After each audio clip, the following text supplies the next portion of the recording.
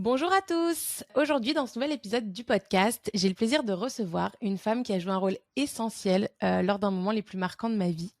Après avoir travaillé pendant une décennie dans l'univers des festivals de cinéma, elle fait un choix courageux lors de sa première grossesse, celui de devenir indépendante et de se réinventer professionnellement. Elle a d'abord embrassé la photographie de famille, puis lors de sa seconde grossesse, elle ajoute une corde à son arc en devenant doula, c'est-à-dire accompagnatrice à la naissance. Depuis, elle a eu l'opportunité d'accompagner près d'une centaine de naissances, guidant les parents à travers cette immense transition de vie. Et j'ai eu la chance de bénéficier de son soutien lors de la naissance de mon fils en février 2022. Alors aujourd'hui, je vous présente Alexandra, ou alors Alex, et accompagnante à la naissance qui est passionnée, qui va nous parler de ce métier précieux et pourtant méconnu. Salut Alex, merci d'être là. Ça Salut, fait merci, super tu m'as mis des plaisir. frissons. C'est vraiment trop cool de t'avoir. Vraiment, ça me fait super plaisir. Puis j'ai eu beaucoup de personnes autour de moi qui m'ont dit qu'ils attendaient cet épisode parce que ça les intéressait vraiment, ce sujet. Cool, Donc vraiment, merci beaucoup. avec plaisir. Donc on peut commencer directement. J'aimerais savoir un petit peu si tu peux nous parler de ce que c'est exactement le métier de doula et c'est quoi son rôle en fait pendant la grossesse et l'accouchement. Ok, c'est une vaste question parce que le métier de doula, c'est pas une profession qui est réglementée. Donc Ok. c'est-à-dire que y a pas d'ordre des doulas. C'est vraiment une profession que les femmes majoritairement font souvent après avoir eu des enfants. C'est vraiment un complément à tout le soutien médical qu'on peut recevoir pendant une Mhm. grossesse, une naissance. Donc c'est vraiment hors du champ médical. C'est une profession qui est une profession basée vraiment plus sur le soutien émotionnel, psychologique. Et puis après, chacune va pratiquer selon ses formations, selon ses intérêts, selon son background de base. Donc Mhm. c'est vraiment très diversifié. On a toute une couleur différente, puis c'est ça qui est chouette parce que on Complètement. apporte vraiment des choses très différentes. Ouais. Et alors du coup, le rôle de l'accompagnante, c'est quoi en fait son rôle pendant la grossesse et aussi pendant l'accouchement et aussi le post-accouchement? Mhm. Alors là, encore une fois, c'est varié, ça dépend vraiment des familles. Donc, et puis ça dépend aussi de comment pratique la doula. Mais de mon côté, je vais vraiment faire du sur-mesure en fonction des familles que j'accompagne. Mhm. Donc, je mets un point d'honneur à dès le départ savoir quels sont leurs besoins, quelles sont leurs envies, et d'essayer de les accompagner au maximum dans ce qu'ils ont envie de vivre et puis dans ce qu'ils ont besoin. Donc, c'est vraiment basé beaucoup sur l'écoute, puis de m'ajuster en fonction d'eux. Donc, en gros, généralement, le processus, c'est que les familles vont me contacter quand il y a une grossesse. Mhm. Parfois, on m'a contacté aussi avant la grossesse pour s'assurer que mes services seraient disponibles le jour où la femme tomberait Ok. enceinte ou en préconception. Waouh. Donc, pour mettre toutes les chances de son côté pour pouvoir procréer, donc avec des outils naturels en fait, parce que je Ouais. suis naturopathe en périnatalité, donc j'ai à ma Ok. disposition aussi des outils naturels pour justement la préconception aussi. Tout à fait. Mais le plus généralement, c'est quand même pendant une grossesse. Donc à ce moment-là, on voit ensemble c'est quoi les besoins du couple. Des fois, c'est aussi des femmes seules qui me contactent. Et à ce moment-là, on va venir préparer ensemble la naissance, voir ce qui est présent pour la famille pendant la grossesse aussi, parce que c'est un moment où beaucoup de choses changent. Donc c'est important Mhm. de discuter à ce moment-là de qu'est-ce qui change, pourquoi, est-ce que c'est physique, est-ce que c'est émotionnel. Ouais. Pendant la naissance, donc c'est au choix des familles. Soit je suis avec eux. Majoritairement au Québec, j'étais avec les familles que j'accompagnais parce qu'au Québec, on a la grande chance de pouvoir être accompagné de sa doula dans quasiment tous les lieux de naissance. Ah, c'est pas le cas en France? Et donc pendant la naissance, c'est vrai. En fait, en France, il y a très peu de lieux de naissance qui acceptent les doulas. Ok. Donc je découvre ça Ok. parce que je viens de déménager en France après 10 ans au Québec. Donc j'ai pratiqué toute ma vie de bébé doula, je l'ai faite au Québec. Donc là, je suis en train de me réadapter à la réalité française qui est quand même très différente. Donc oui, en France, c'est pas la même vision, c'est pas le même accueil des doulas. Il y a encore beaucoup de méfiance envers cette pratique qui est pas forcément très connue. Hmm. Ça vient quand même du monde anglo-saxon, donc c'est pas culturellement la France n'est pas encore Ouais.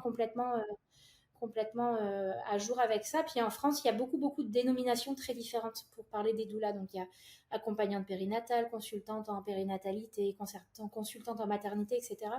Donc il n'y a pas un mot qui va venir englober toute cette diversité-là dont je parlais tout à l'heure, Ok. qui est doula en fait dans tout le monde anglo-saxon. Au Québec, quand on dit doula, les gens savent de quoi on parle. Exact, Donc, ouais. c'est ça. Donc, pendant la naissance, souvent, j'étais là pour aider avec la gestion de la douleur, pour intégrer aussi le coparent, parce que parfois, bah, lui ou elle, elles sont un peu désemparés, parce que c'est quand même un moment très intense, qui est un moment très bah, qui procure beaucoup d'émotions aussi, parce Complètement. on Ouais. voit naître son bébé, on voit aussi sa conjointe dans un état qu'on n'a jamais vu. Et puis souvent aussi, il y a aussi des choses qui se passent dont on ne connaissait pas l'existence. Donc je suis là aussi pour venir apaiser, pour venir expliquer, pour venir normaliser des choses qui peuvent se passer, parce que c'est sûr que on sort un peu de son corps quand on est en train d'accoucher, puis ça peut être très éprouvant pour le Ouais. coparent. Et puis je suis là aussi pour un soutien pour la maman qui accouche, donc vraiment pour venir l'aider dans la gestion de la douleur, puis venir aussi la rassurer dans Mmh. ce que tu vis, c'est normal, c'est l'intensité de l'accouchement, etc. Mais encore une fois, je suis pas du tout dans le domaine médical. Donc tout ce qui est médical est surveillé par les sages-femmes ou les médecins. Ouais. Moi, je suis vraiment là à un autre niveau, en fait, pour vraiment venir rassurer et soutenir pendant ce moment-là. Et en postnatal, je vais venir, bah, selon les souhaits de la famille, dans les premiers jours, premières semaines de la vie du bébé, pour venir voir comment se passe la transition, aider avec l'allaitement si c'était un souhait des Mmh. parents. Et puis venir aussi discuter, bah, de la logistique, de comment les parents se sentent, etc. Parce que c'est quand même un grand chamboulement. Tout à fait, ouais. Ouais, c'était un ouais, grand chamboulement. Puis, nous, en tout cas, de notre expérience avec toi, heu, c'était quand même c'était rassurant, en fait, de t'avoir en tant que Mm. future maman qui accouche, mais aussi, comme tu disais, pour le partenaire, pour mon conjoint, c'était, parce que malgré le fait qu'il était présent dans les cours de préparation à l'accouchement et qu'on lui a appris rapidement, les points d'acupression et tout, il aurait pas été capable de gérer au point où toi, en tant qu'experte, tu es capable de venir apporter ce réel Mhm. soutien, en fait, pour la mère et du coup, ça le soutenait lui aussi, donc il pouvait être beaucoup plus présent dans ce qui se passait et malgré le fait que ma sage-femme était là, Ouais. On peut pas devenir doula en trois non, rencontres, quoi. c'est Donc ça. c'est sûr que pour les coparents, on connaît des choses, on sait les points d'acupression. Quand on les fait en situation de non-accouchement, c'est facile, on les trouve, on les fait, Ouais. etc. Mais le moment où ta conjointe est en souffrance, que toi tu dois lui faire c'est les points d'acupression, que en même temps toi tu dois gérer aussi tes propres émotions, c'est plus difficile de les Mmh. trouver. Donc c'est sûr que d'avoir quelqu'un qui va te guider, bah c'est rassurant complètement de se dire ok bon bah même si moi je suis pas en état de le faire en ce moment, il y a quelqu'un d'autre qui peut prendre le relais ou alors me guider pour le faire correctement et que ça soit efficace, quoi. Puis c'est vrai que malgré le fait que nous, on avait notre sage-femme qui était là, bah, il y avait un autre accouchement ce jour-là et donc elle pouvait pas être aussi présente. Puis elle, ce qui lui importait, c'était vraiment tout ce qui était, comme tu disais, le côté médical, donc les signes vitaux du bébé et puis ce genre de choses, vérifier que tout allait Mhm. bien et c'est vrai que d'avoir ce soutien supplémentaire, pour la maman, c'est quelque chose que je trouve qui est absolument indispensable et on n'en parle pas assez, en fait et c'est pas assez Mhm. connu Non. et je trouve que c'est vraiment dommage parce que ça peut vraiment faire une différence, ça fait une énorme différence. Ouais. Bah, il y a beaucoup de. Bah, je pourrais t'envoyer vers mon site internet, mais il y a Mmh mh. beaucoup de bénéfices qui ont été prouvés en fait de l'accompagnement à la naissance. Ça réduit les césariennes, ça réduit les interventions. Ouais. Il y a beaucoup de choses qui vont venir comme facteur de protection en fait des traumatismes aussi que peuvent vivre les familles. Parce que quand on est complètement dépossédé de ce qui se passe, de son corps, on ne sait pas quelles interventions on fait sur nous, etc. Moi, j'ai vu beaucoup de familles qui avaient été traumatisées par un de leurs accouchements. Et c'était la Ouais. raison pour laquelle ils embauchaient une doula ensuite. OK. Parce qu'ils disaient, plus jamais je veux vivre ça comme ça, je veux quelqu'un qui va être là pour protéger ma bulle. On parle beaucoup de la bulle de la Mmh maman mh. pendant l'accouchement, de venir protéger justement notre cocon et de venir bah, nous expliquer au moins qu'est-ce qui se passe en termes médicaux, etc., pour qu'on sente qu'on participe en fait à ça et qu'on n'est pas juste des victimes ou des témoins de ce qui se passe alors que ça se passe dans mon corps, quoi. Ouais, complètement. Puis c'est vrai que quand on accouche, on est moins capable en fait d'être, présente sur ce qui peut se passer autour ou sur certaines interventions médicales qu'on nous propose où on sait pas, on est un peu perdu parce qu'on est complètement sous le coup des hormones et la panique et donc d'avoir vraiment quelqu'un qui s'y connaît et qui est là vraiment pour Mhm. soutenir la mère et avoir en fait, vouloir le mieux possible pour elle et être là en soutien, c'est vraiment indispensable. Donc Ouais. ouais, je le conseille à n'importe qui qui veut accoucher ou avoir des enfants, je le conseille vraiment. Mhm. Mais du coup, si on parle vraiment spécifiquement pendant l'accouchement, Mhm. en fait, ce serait quoi les techniques et les approches que tu vas, faire, en fait, pour aider, la maman et la personne qui accouche? Bah, moi, je pars du principe vraiment que toutes les femmes sont capables d'accoucher et Mmh. que personne n'a besoin de moi. OK. C'est-à-dire que je suis là si vous avez besoin de moi. Enfin, si vous ressentez que ça va vous aider, mais vous n'avez pas besoin de moi. Chaque femme est capable d'accoucher. Mmh. Les femmes accouchent depuis la nuit des temps. La race humaine se serait éteinte si les femmes ne savaient pas accoucher en dehors d'un hôpital. Parce que Mmh. ça fait pas si longtemps que les femmes accouchent dans un hôpital. Donc ça, je trouve que c'est important de le rappeler, c'est que personne ne va venir sauver l'accouchement de personne. Personne ne va venir accoucher pour quelqu'un d'autre. C'est Mmh. vraiment un soutien.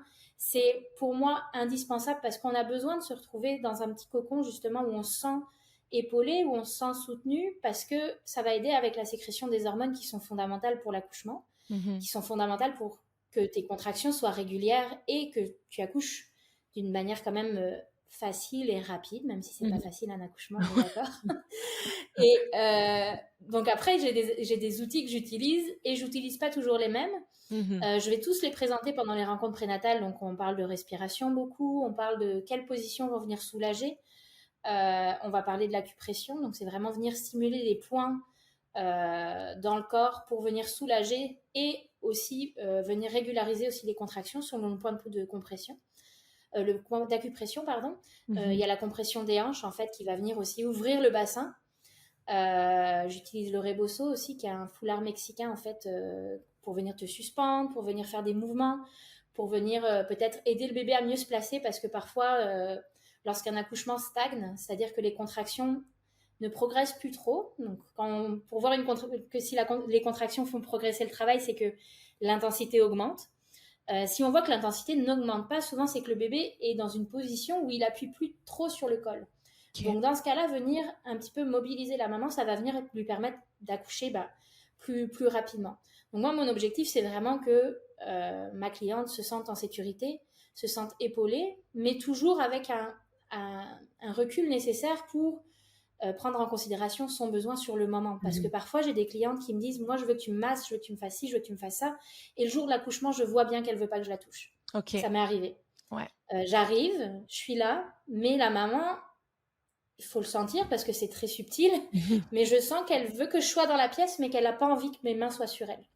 OK. Donc dans ce cas-là, je reste en retrait, puis je vais venir peut-être dire aux coparents, tu pourrais faire ci, tu pourrais faire ça, Mmh. ou alors juste respecter son besoin d'être seule dans sa tête, dans son silence, puis quand je vois qu'elle ouvre la porte ou qu'elle me demande, est-ce que tu peux venir faire ça, je vais y aller. Ouais. Mais ça, c'est fondamental, c'est de respecter le souhait de la femme qui accouche. Puis de ne pas vouloir anticiper des choses qui ne sont pas présentes. Parce que si, par exemple, moi, je viens la toucher alors qu'elle n'en a pas envie, ses hormones vont plus fonctionner comme elles devraient. Donc, parce que Ouais. l'hormone principale de l'accouchement, c'est l'ocytocine, qu'on sécrète quand on rit, quand on fait un câlin avec notre partenaire, etc.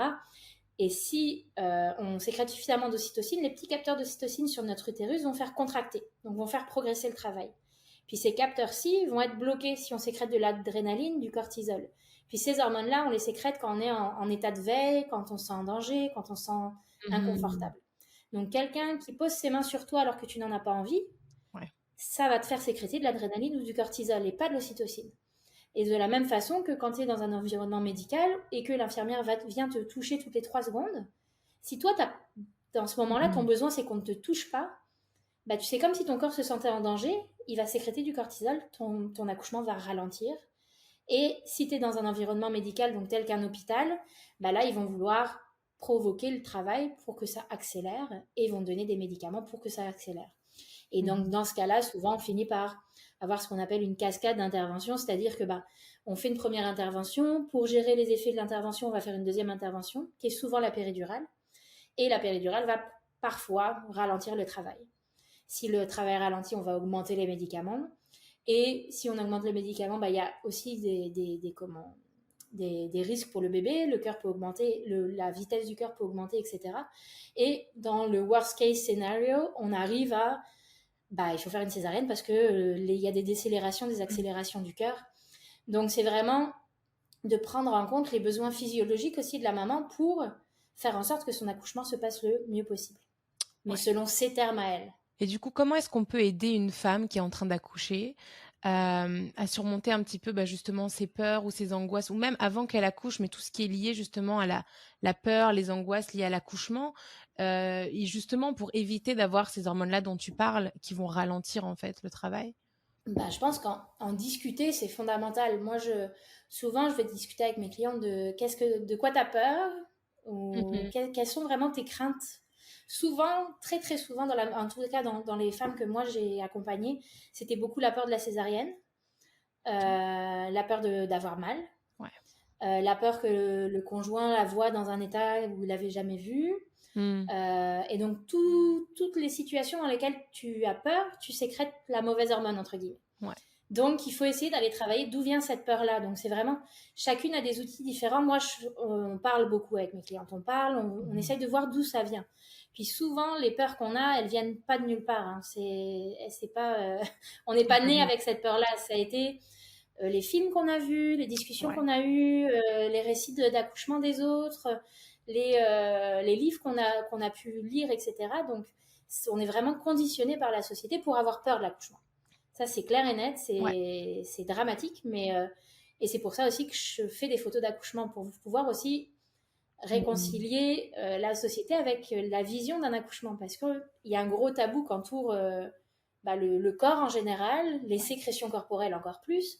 Donc, un bébé qui naît, c'est irregardable pour beaucoup de gens, alors que on est tous passés par là, et que moi, je trouve ça incroyable. Enfin, ce qu'est capable de faire un corps de femme, enfin, c'est fou, de C'est faire naître complètement un fou, bébé, ouais. etc. Donc, de pouvoir faire en sorte que plus de gens le voient et ne le voient plus justement comme quelque chose d'horrible, ça fait en sorte aussi qu'on change la perspective sur la naissance, et que dans peut-être 20 ans, nos filles accoucheront de manière différente et peut-être avec plus de liberté, et auront moins de peur que nous on avait. Donc ouais, vraiment Mmh. discuter, aller voir d'où ça vient, parce que souvent on a peur puis on ne va pas l'analyser, on va pas se dire ok, ça vient peut-être de telle chose que m'a dite ma mère une fois, puis Ouais. venir essayer de transformer la peur en autre chose. Donc, admettons, j'ai eu des clientes qui m'ont dit j'ai peur de mourir pendant l'accouchement, Mmh, waouh! parce que c'est tellement intense que, donc de voir qu'est-ce, quelle croyance positive tu peux mettre sur cette peur-là. Mon corps, par exemple, bon, j'ai peur de mourir pendant l'accouchement. Bon, la croyance positive, ça va être mon corps est fait pour accoucher. Mmh. Donc on essaye d'avoir des mantras comme ça qu'on va se répéter. Alors après, c'est un exemple, mais il y a plein d'outils qu'on peut utiliser. Ça va dépendre aussi de l'ouverture de la personne sur certaines techniques. Il faut vraiment toujours s'adapter, puis être très, très empathique en fait avec tes clientes, pour pouvoir justement déceler dans toi, ta boîte à outils, qu'est-ce qui va l'aider le plus. C'est vraiment de sortir de l'ego et de dire, ok, moi j'ai plein d'outils, j'ai envie d'utiliser celui-là. Mais en fait, Mmh. non, Ouais. c'est pas celui dont j'ai envie qu'il faut que j'utilise. Il faut que j'utilise celui dont elle a besoin, elle. Ouais. Donc c'est vraiment et puis c'est ça qui est fantastique, c'est très créatif en fait comme métier. Enfin, de mon point de vue, je trouve ça Mmh. extrêmement créatif. Ouais, complètement. Puis, c'est sûr que ça doit être vraiment génial d'être là pour ces moments incroyables de vie et de Mhm. pouvoir calmer justement, d'être la personne soutien qui est capable de calmer, les angoisses et les peurs. Mais oui, j'aimerais rebondir sur ce que tu disais par rapport à la société. C'est vrai qu'on n'est pas habitué et on ne nous habitue pas à rendre l'accouchement, beau ou simplement, presque, «normal» entre guillemets, genre c'est pas Mhm. moi ma grand-mère me disait, «Mais ton conjoint sera là à la salle d'accouchement, moi, ton grand-père, il venait quand c'était terminé, puis c'était ils étaient pas ils ne devaient pas rentrer dans la salle parce que, Mhm. c'était pas beau et c'était pas quelque chose à voir» et je peux comprendre qu'on n'ait pas spécialement envie que notre conjoint nous voit sous certains angles, Mhm. mais mais c'est vrai que ce côté un petit peu, on associe quelque chose des fois de négatif à l'accouchement et aussi on diminue le travail que c'est pour une femme et ce que ça implique. Des fois, Mhm. on veut que la femme, au bout Oui. de quelques semaines après l'accouchement, elle soit déjà top shape ou qu'elle redevienne Mhm. comme elle était avant et tout. Et en fait, on minimise l'impact que ça peut avoir sur le corps, le mental et tout. Donc, ouais, c'est Mhm. super important justement de dire que c'est beau et que moi, je partage le fait que mon accouchement était un très bel accouchement et Mhm. que j'avais aussi beaucoup de peur et beaucoup d'angoisse et que justement d'avoir été accompagnée par des personnes aussi bien toi que ma sage-femme qui étaient vraiment à l'écoute, Mhm. ont énormément aidé à ce que ce soit un beau moment et pas quelque chose Mhm. de vraiment négatif. Donc Ouais, puis en plus, ça, c'est un moment fondateur de notre vie de famille, parce que c'est le mmh moment où on accueille un nouveau membre dans notre famille. Donc si on associe ça à quelque chose de traumatisant, à quelque chose d'horrible, ça va avoir des impacts sur notre vie aussi en tant que parents. Ouais. Donc ça, on n'en parle pas non plus, mais si par exemple j'ai eu un accouchement horrible, ça va avoir un impact sur la vie avec mon enfant. Peut-être que je vais être overprotectrice parce Mmh que mon enfant, j'ai eu l'impression qu'il allait mourir pendant l'accouchement. Ou alors, je vais avoir un certain détachement envers mon bébé parce que il m'a fait mal quand il est passé. Ouais. Alors, c'est pas conscientisé, mais Mmh il peut y avoir de ça dans une relation qu'on crée après et qu'on tisse avec son bébé ou son enfant. Et on minimise trop l'accouchement. Il y a Ouais, trop de femmes complètement. qui balayent d'un revers de la main une expérience extrêmement traumatique d'accouchement ou qui racontent ça avec une distance qui est incroyable. Mais après, c'est une façon de se protéger, c'est certain. Ouais. Mais je pense qu'on devrait tout en fait retravailler un peu sur, sur les naissances de nos enfants.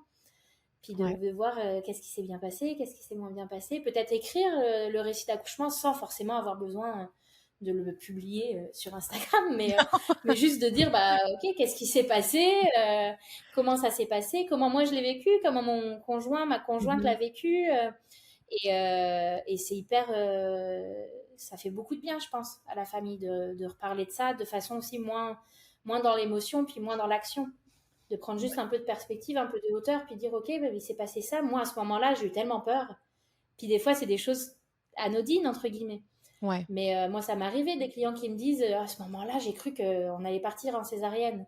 Puis moi, avec ma lecture de, bah, je ne suis pas au sein de la famille, donc je suis dans l'émotion, bien entendu, c'est une naissance, donc Ouais. je suis quand même dans l'émotion, mais Mmh je suis quand même, je garde la tête froide. Bah, je vais venir lui dire, bah non, en fait, il n'y a pas du tout eu de question de césarienne. C'est toi qui l'as interprété comme ça parce que tu étais sous le Dans coup de la peur. l'émotion, mais Mmh.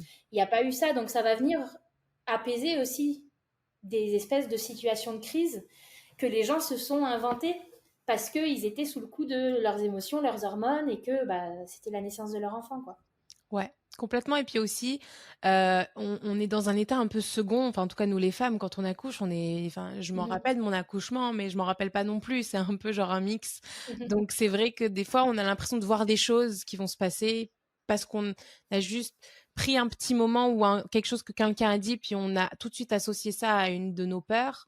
Puis Mhm. ça s'est pas passé en fait rationnellement pour une personne qui était pas sous le coup des hormones ou quoi. Donc ouais, justement, je voulais te poser la question. Est-ce que toi, tu dû faire face à des situations particulières, à des défis particuliers en tant que doula dans les accouchements que tu as eus? Bah, oui et non. Euh, Dans le sens où, oui, il y a des accouchements où moi j'ai. C'est compliqué d'être doula parce que parfois on est des témoins de choses où on sait que c'est pas normal OK. et en même temps on peut pas le dire à nos clients. Si on fait bien notre travail, par exemple, je vois quelque chose d'aberrant dans une salle d'hôpital, un médecin qui met de la pression pour une intervention ou quelque chose qui devrait être fait différemment. Puis quand je vais revoir ma cliente à la maison avec son bébé, elle me dit, ah, je suis tellement contente de mon accouchement. OK. Moi, je peux pas Mmh lui dire qu'il s'est passé quelque chose d'aberrant parce que elle, son accouchement, elle l'a bien vécu. mh. Mais moi, avec les connaissances que j'ai, avec l'expérience que j'ai, je sais que certains actes ne devraient pas avoir lieu. Mmh. Donc c'est un défi parce que parfois, égoïstement, j'aimerais pouvoir en parler. Ouais. Mais si j'ai une posture juste en tant que doula, c'est pas, enfin, je n'ai en aucun cas le droit de venir ruiner l'expérience de ma cliente. Donc c'est pour ça que c'est important d'avoir un groupe de doula avec lesquels on peut discuter. Par exemple, quand on se lance en tant que doula, faut vraiment pas être seul. Faut pouvoir échanger sur l'expérience qu'on vit, sur ce qui s'est passé, ce qu'on aurait pu améliorer, parce qu'on n'est pas des robots non plus. Donc il y a Mmh forcément des choses aussi. On se dit, ah, est-ce que vraiment j'ai été bonne à ce moment-là, ou est-ce que j'aurais pas dû faire autre chose, ou est-ce que j'étais assez dans l'écoute. Et du coup, d'avoir un endroit où tu peux avoir cette réflexion autour de ta posture, autour de ce que tu fais, avec des doulas aussi avec des expériences différentes, avec peut-être plus d'expérience, moins d'expérience, etc. C'est hyper important. Et puis en termes de défis, je dirais que accompagner des mamans solo, c'est un défi parce que c'est extraordinaire, parce qu'on est, en fait, on est l'accompagnant principal dans ce cas-là. Mhm. Donc on a beaucoup plus de pression, on a beaucoup plus de responsabilités. Moi, je l'ai beaucoup fait. Il y a un moment donné, je ne sais pas pourquoi, je pense que les mamans solo se sont passées mon numéro. Donc j'en ai eu plein. Et c'était super chouette. Mais moi, je me suis mis beaucoup plus de pression parce que je me suis dit, OK, là, je suis toute seule avec cette maman. Mhm. Donc en même temps, c'est hyper. Enfin, c'est un honneur que cette personne-là m'ait choisi moi pour être à son accouchement alors que je suis toute seule avec elle. Ouais. Et en même temps, il faut que je sois à la hauteur. Donc ça, c'était un petit défi. Mais dans tous les cas, je trouve que tous les petits défis, ça fait juste améliorer la pratique qu'on a. Si on Ouais. est capable d'avoir une pratique réflexive aussi sur ce qu'on a fait, puis sur ce qui aurait pu se passer différemment, je pense que ça nous fait juste grandir, puis ça nous fait être meilleurs en fait dans notre travail, quoi. Mhm.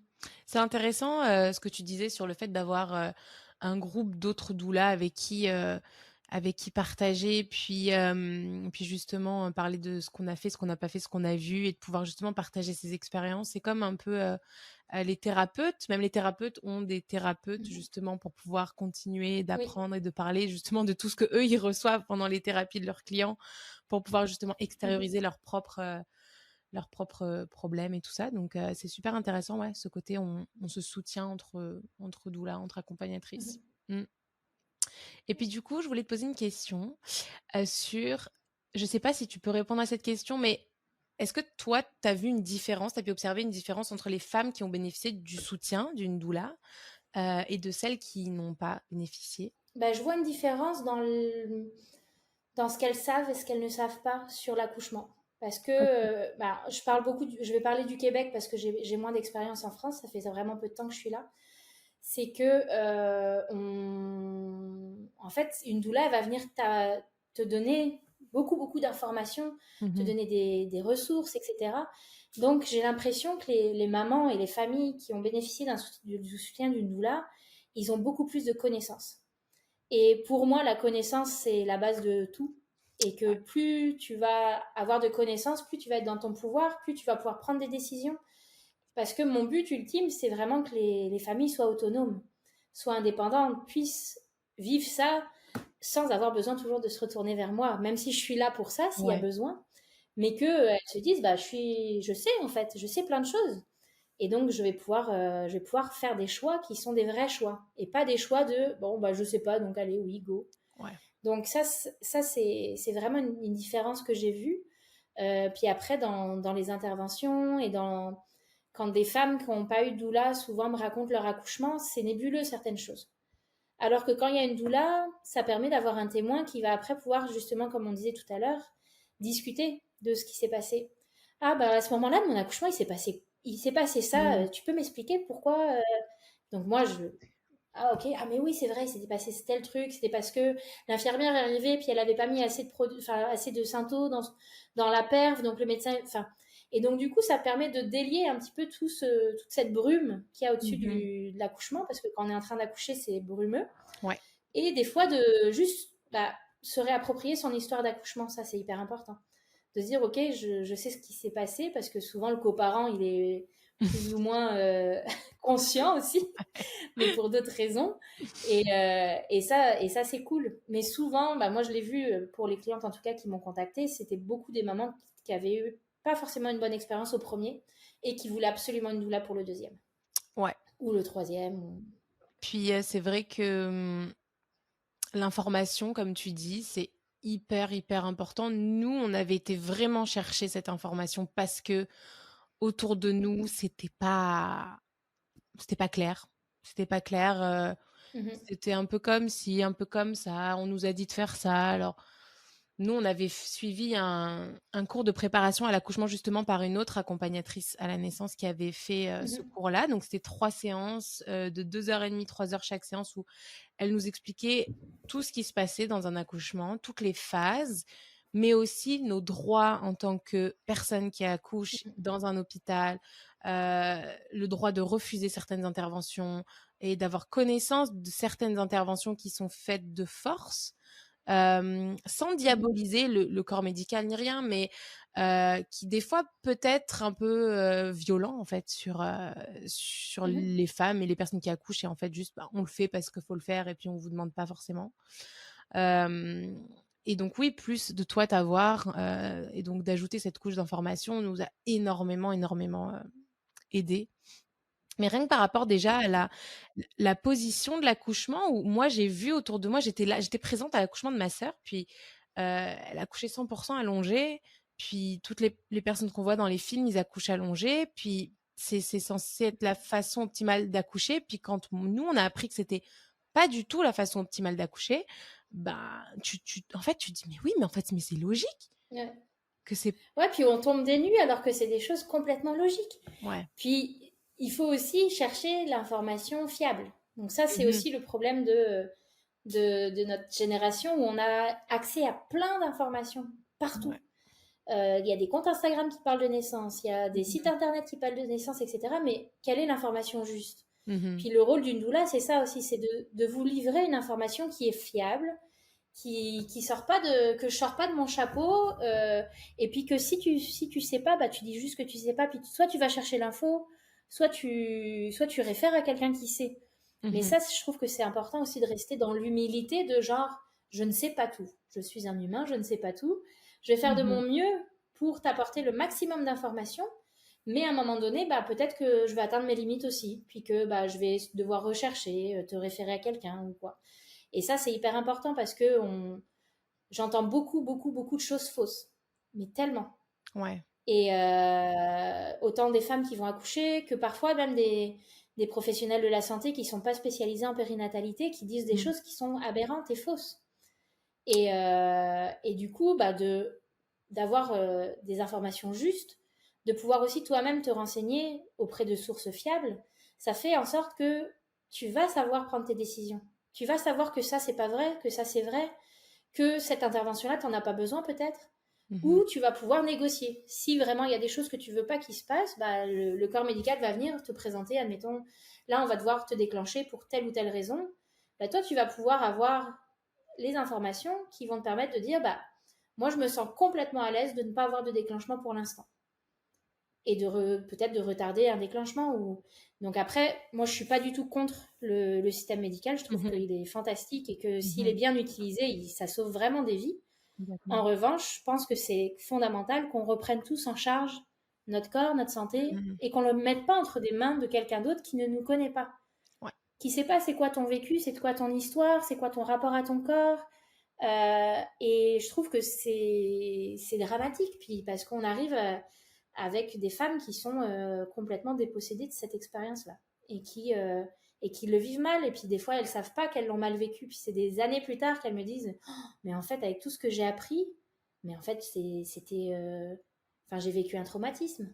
Ouais.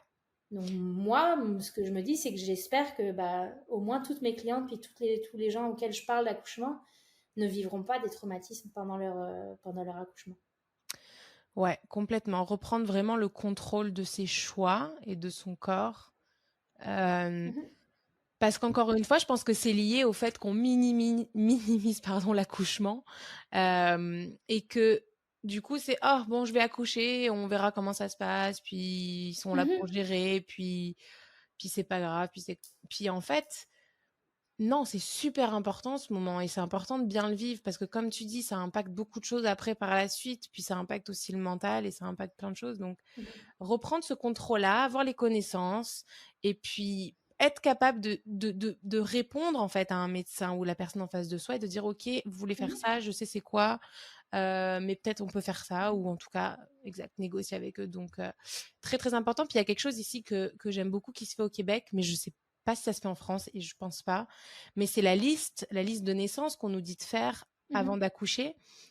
Une liste avec les choses qu'on veut, les choses qu'on veut pas, dans la mesure du possible pendant l'accouchement. Et en fait, on fait ça à tête reposée. On fait ça dans Mhm. des moments où on a les informations, on n'est pas sous le coup de l'hormone ou de ce qui se passe ou des émotions. Donc, la personne, le corps médical, la personne qui vient, qui s'occupe de nous, peut justement savoir un minimum. Ok, elle aimerait ça, elle aimerait pas ça, tout ça. Puis si on peut le faire, on le fait. puis on en parle avec eux. Mhm. C'est quand même ça, je trouve que c'est Mais vraiment super. ça existe en France aussi. OK. Ça existe, c'est un nom différent. Au Québec, c'est le plan de naissance. En France, c'est Mmh. le projet de naissance. OK. C'est similaire. C'est vraiment un outil de réflexion aussi pour la famille des fois parce qu'on ne sait pas les choix qu'on devra faire. Mais donc on y réfléchit en amont, on en Mmh. parle, on peut en parler avec sa doula. Ok, c'est quoi la différence entre ça et ça? C'est quoi les bénéfices? C'est quoi les désavantages? Et puis à un moment donné, de venir dire ok, bon bah j'aimerais que ça se passe comme ça. Ce qui est Mmh. important par contre, c'est de pas être rigide parce que Ouais. l'accouchement, ça se passera jamais comme tu vas le penser. Mmh. Jamais de la vie. J'ai jamais vu un accouchement où on a discuté du plan de naissance avant et où ça s'est passé après exactement pareil. Ouais. Va toujours y avoir des petites zones où ça va changer de ce que tu avais en tête. Donc ça, c'est important aussi parce que on peut être déçu si Mmh. on voulait, je sais pas, on voulait pas du tout de péridurale ou on voulait absolument une péridurale, puis ben, dans un cas on l'a eu, puis dans l'autre on l'a pas eu parce que t'as accouché Ouais. trop rapidement. Donc Ouais. juste de garder en tête que bah, il faut lâcher prise aussi sur le contrôle qu'on peut avoir sur un accouchement parce que on ne peut pas avoir de contrôle. Mmh. Puis même le médecin, la doula, peu importe qui, personne ne peut savoir ni combien de temps ça va durer, ni dans quelle position tu vas accoucher, enfin il y a beaucoup de facteurs qu'on ne maîtrise pas. Ouais. Puis justement, ce que tu disais par rapport à cette histoire de contrôle, de lâcher prise, c'est aussi ce qui aide à ce que l'accouchement se passe bien. J'avais lu Mhm. des témoignages de femmes qui avaient accouché puis qui disaient euh, que c'était qu'elles n'arrivaient pas à lâcher prise et que c'était du coup long et douloureux et qu'après coup elles pensaient vraiment que si elles avaient réussi à let it go un petit peu, Mhm. genre à lâcher ce contrôle, et ben ça aurait peut-être été un petit peu plus relax pour elles. Et je pense que c'est Mhm. aussi un des points super importants pour un accouchement, c'est aussi justement de dire ok là j'y vais, j'ai fait mon plan de naissance, j'ai fait tout ce qu'il fallait faire, j'ai fait mes cours, j'ai fait mes trucs. Là, je profite, entre guillemets, du moment, mais Mhm. genre vraiment, je lâche prise, genre. Mais c'est difficile parce qu'on est dans une société où on maîtrise tout. On Ouais. maîtrise à quelle heure on se voit, on maîtrise où on va. On a tout le temps une emprise sur notre Mhm. environnement. Ouais. Pendant un accouchement, cette emprise-là disparaît complètement. Donc Mhm. c'est aussi de travailler ça en amont avec la doula ou avec d'autres professionnels, de dire, OK, je veux pouvoir lâcher prise parce qu'admettons, je veux un accouchement le plus naturel possible. Je sais que le lâcher prise va m'aider, mais on ne peut pas appuyer sur un bouton puis lâcher prise. C'est Il faut sûr. s'entraîner avant. Mm. Il faut s'entraîner à dire, bon, bah OK, je vais juste laisser ma journée aller comme Ouais. je vais pas essayer de la contrôler. Déjà rien que faire ça sur une journée, c'est difficile. C'est énorme. Ouais. Donc pendant un accouchement, il y a tellement de facteurs, il y a l'infirmière qui rentre dans la chambre, puis toi tu es un peu dénudée, ah mon dieu, elle me voit, hein. Mhm. Il y a ah, j'ai perdu du liquide sur les chaussures. Bon ça Ouais. ça m'est arrivé. Genre ma poche des os s'est vidée sur les Vans de mon conjoint à l'accouchement de ma fille. Puis dans ma tête, j'étais genre ah la honte, oh la honte. Donc là, j'étais pas du tout dans le lâcher prise. Puis on peut pas non plus être dans le lâcher prise à Non, 100%, c'est mais plus sûr. on va être dans le lâcher prise, plus on va être dans notre instinct, plus on va Mhm. être dans notre animal intérieur, Ouais. plus on va accoucher de manière facile et rapide. Parce que on est des mammifères. L'homme est un mammifère, puis on peut pas le nier. Et pour accoucher, il faut revenir à cet instinct-là de mammifère pour Mhm. pouvoir justement suivre ce que notre corps nous dit, les positions dans lesquelles on veut se mettre, les sons qu'on veut faire. Et ça, c'est des choses dans lesquelles l'homme actuel est dans un petit carcan où Ouais. on peut pas faire cette chose, on peut pas dire certaines choses, on peut pas faire certains sons. Donc, on revient à une espèce de bestialité qu'on essaye de gommer au quotidien. Donc, c'est pas forcément facile non plus. Ouais, tout à fait raison. Mais ouais, mais c'est bien de garder ça en tête en tout cas. C'est bien de garder ça dans un petit coin de sa tête. Et mais moi-même, pendant Mhm. l'accouchement, j'arrivais pas des fois. Puis des fois, je me disais, ok, c'est genre de lâcher. Essaye, essaye. Mais ça revient. Puis en fait, il faut Mhm. juste le garder un petit peu dans sa tête. Je sais que ça va m'aider. Mais c'est sûr que c'est des Mhm. automatismes qui viennent. Et du coup, par rapport au corps médical, est-ce que, bah, tu sais, un peu de ton expérience, si bien au Québec qu'un peu en France, mais est-ce qu'ils reconnaissent l'impact et la valeur que ça peut apporter d'avoir une accompagnatrice pour les futurs parents, pour l'accouchement? Ou est-ce qu'il y a encore... Ben, je pense que les médecins et les infirmières, les sages-femmes qui voient une doula d'expérience en action pendant l'accouchement, même s'ils le disent pas, ils le voient. Ils le voient, la différence. Ils le disent pas tout le temps. Mais Mm. moi, ça m'est arrivé une fois. C'était incroyable. C'était dans un hôpital. J'accompagne un couple. Il y avait la maman de la femme aussi qui était là. C'était vraiment un bel accouchement. Et, euh, et du coup, pendant tout l'accouchement, j'utilise le rebosso.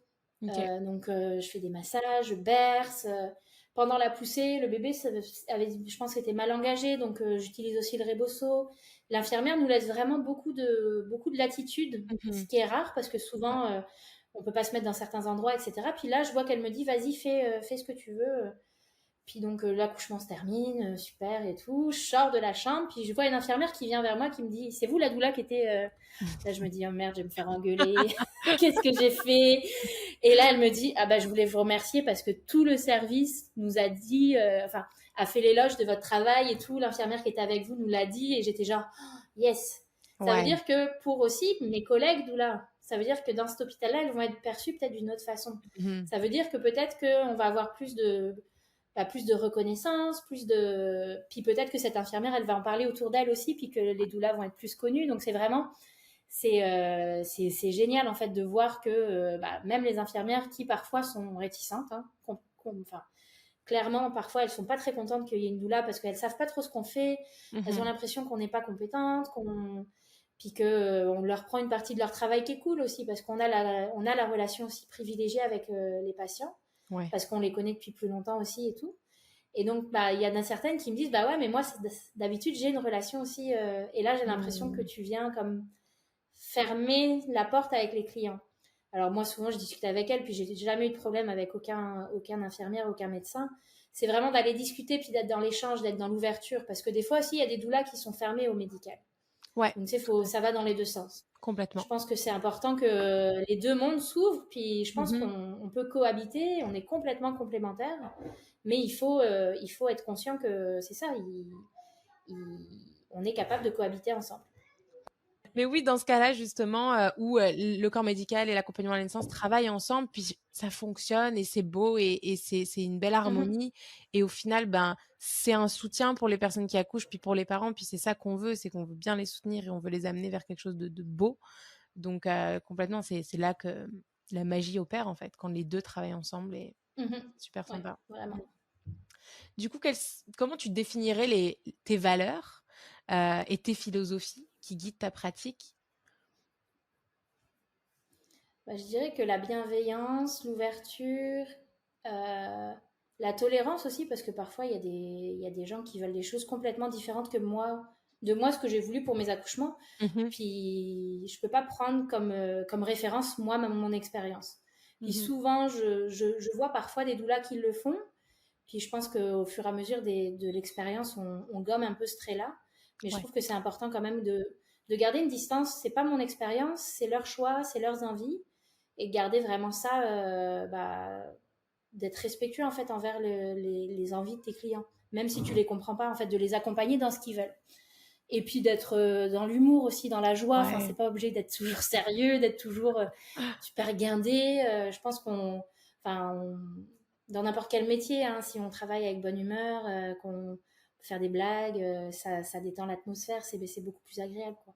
Complètement, complètement. Puis ça détend la femme qui va accoucher. Mhm, Donc, 100%. mhm, Du coup, admettons, je suis une femme enceinte ou je suis le partenaire, la partenaire, et je cherche une doula.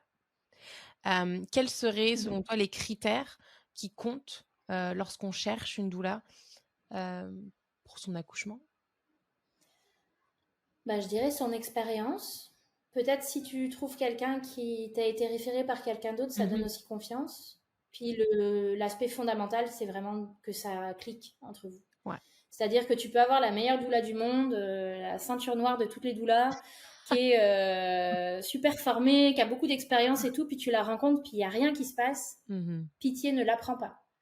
Parce Ouais. qu'à un moment donné, elle va être avec toi dans une pièce où tu es toute nue en train de crier. Et si cette personne-là te ne met pas à l'aise, si cette personne-là n'est pas un soutien, un rock pour toi, c'est pas bon ni pour elle ni pour toi. Donc c'est Mhm. vraiment d'y aller aussi avec ton instinct, avec comment tu te sens avec cette personne-là, etc. Parce que il faut devenir pas amis. J'ai certaines clientes qui sont devenues des amies, mais je veux dire, il faut te sentir vraiment à l'aise, à Mhm. l'aise de poser tes questions aussi. sais, genre, ta question la plus honteuse, il faut que tu puisses la poser à ta doula, sans avoir honte. Parce qu'elle est censée pas te juger. Complètement, ouais. Donc c'est vraiment le feeling, moi, je trouve, qui est le plus important, parce qu'on a beau aller voir 50 000 sites de doula, Mmh. on parle tout normalement de bienveillance, d'écoute, de soutien aux familles, d'accouchement respecté, de choix éclairés, etc. On a toutes des valeurs qui sont similaires. Après, on a Mmh. toutes des caractères qui sont pas les mêmes. Tout à fait. Des passions qui sont pas les mêmes. Enfin, si on a des points aussi d'intérêt commun, ça va toujours être plus fluide, beaucoup plus. Parce qu'on parle effectivement de naissance, etc., mais on parle pas que de ça. Il faut quand même que ça soit joyeux, que ce soit chouette Ouais, avec la famille que tu accompagnes. ouais. Parce que malgré tout, il y a ce lien vraiment qui se crée et puis, c'est aussi ça le bénéfice d'avoir une accompagnante à la naissance, c'est justement de créer un lien avec elle pour que quand elle est là le jour de l'accouchement, ben, c'est pas une étrangère, c'est quelqu'un que tu connais, puis quelqu'un avec qui tu as confiance, puis avec qui tu te sens à l'aise de faire ça, en fait, et de Mhm. passer ce moment donc ouais, complètement. Mais nous, on avait rencontré justement, je pense 2 autres doulas, et Mhm. puis, on t'avait rencontré ensuite avec, bah, toi et puis on avait eu le feeling, c'était toi, c'était clairement toi, hein. Mhm. Puis ça va dans les deux sens aussi. Mmh. La doula aussi choisit. C'est-à-dire que Ouais. moi, je travaille jamais avec des clients où je me dis que ça marchera pas. Parce Mmh. que pour respect pour eux, puis pour moi aussi. Parce qu'on se voit beaucoup, beaucoup quand même. On se Complètement. voit 3 fois avant, on se voit pendant Ouais, l'accouchement qui peut être long, on ouais, se voit après, on se donne des nouvelles ensuite. Tu sais, faut que ce soit quelqu'un que tu as envie de voir. ouais, tout à fait. Et est-ce que tu aurais des recommandations pour des femmes qui envisageraient potentiellement, de devenir doula, hem, qui aimeraient, ouais, emprunter ce chemin? De bien se former vraiment, parce qu'il y a plein de formations différentes, il y a plein de formations de base, puis après des formations complémentaires, Mmh. de vraiment se faire un petit plan de formation, que ce soit financièrement ou même d'un point de vue de cohérence, d'aller chercher des choses qu'on n'a pas. Mmh. Et puis éventuellement se faire accompagner, parce que moi je fais du mentorat pour les nouvelles doulas, OK. et on a des formations de base qui sont super, mais souvent pour le côté entrepreneurial on l'a pas forcément. Mmh. Il y a aucune formation en fait de doula qui fait ça, et du coup d'avoir quelqu'un d'expérience qui peut te guider aussi à travers ça, à travers tes contrats, à travers comment je fais ma com, etc. Ça, c'est très, enfin moi je trouve que c'est précieux. Puis les doulas que j'ai mentorés trouvent ça précieux aussi. Puis si c'est pas quelqu'un qui va te mentorer, ça peut être un groupe de doulas, comme je disais tout à l'heure, avec qui tu Mmh. peux échanger, etc. Parce que on est seul quand on démarre. Ouais. On connaît personne, et puis c'est comme n'importe quel boulot, hein. On arrive sur le premier accouchement, c'est genre ok, Ouais, qu'est-ce c'est que je ça. fais là? Est-ce que je suis à ma place? Est-ce que parce que c'est un accouchement, c'est pas anodin là, c'est pas aller travailler dans un magasin, Ouais. c'est intense là, c'est un rodéo. Ouais, c'est Donc clair. même pour la doula, c'est un roller coaster d'émotions. Donc de pouvoir vider son sac, de pouvoir en discuter, de pouvoir réfléchir sur sa pratique, c'est hyper important. Super important, ouais.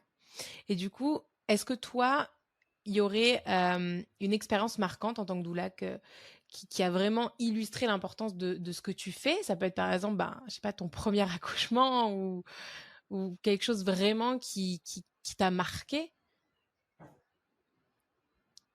En fait, c'est pas une expérience, c'est le retour de mes clients. C'est fou, en fait, de dire Mmh.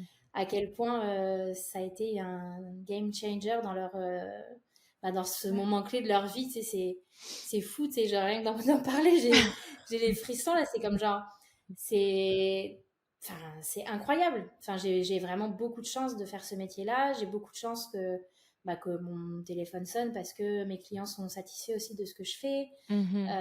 Puis j'ai vraiment l'impression de faire une différence dans la vie des gens, mais aussi par extension dans la société, dans la vision des naissances, etc.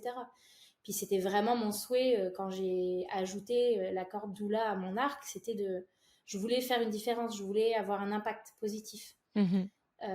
que j'avais en photo, mais qui était beaucoup plus subtil. Là, je le vois, c'est perceptible. Chaque famille que je vois, dans les discussions, etc., je me dis, ok, j'ai allumé des petites lumières. Ouais, Donc ça c'est précieux, et complètement.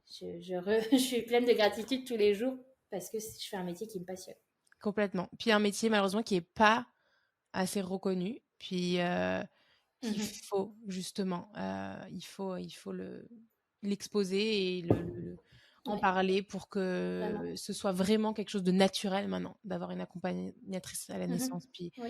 d'avoir ce soutien-là. Donc, complètement, c'est magnifique, vraiment. Très, très beau.